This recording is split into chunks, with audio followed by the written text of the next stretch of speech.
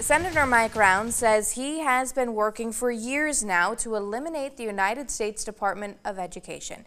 Yesterday, he introduced legislation to do just that. The Returning Education to Our States Act coincides with President-elect Donald Trump's ready to take office once again, who has made similar statements about the DOE while on the campaign trail.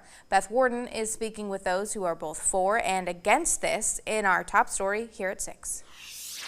The bill announced by U.S. Senator Mike Rounds yesterday is referred to as the Returning Education to Our States Act. Other politicians are questioning what authority and funding will be returned to the states. If passed, the measure would dissolve the U.S. Department of Education, then be absorbed by other agencies, such as the Department of Treasury, Health and Human Services, and the Department of Interior. Rounds believes bureaucracy is causing more problems and financial burdens. The U.S. Department of Education has been in existence for 50 years.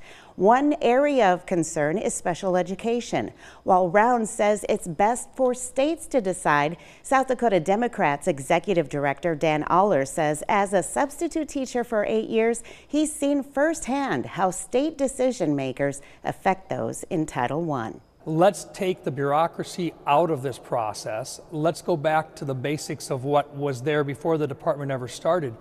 Things such as special education, rather than having the department go through and work it, let's take it back to where it came from in the first place. I've spent 6 years in the legislature fighting for better funding and programs for education and access to special education services for our children with disabilities.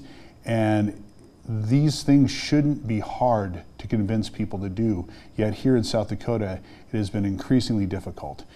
Other educational organizations are weighing in with their concerns. Sarah White of the South Dakota Education Equity Coalition says this bill creates fragmentation, undermines national equity in education, and threatens the resources available for Indigenous students. SDEA President Lauren Paul agrees, saying transferring these programs to other departments would expose these children to bureaucracies where their specific needs are not the primary focus, leaving them vulnerable and underserved. We're still asking questions about state funding and if it would mean more or less money for the state of South Dakota. In Sioux Falls, Beth Warden, Dakota News Now.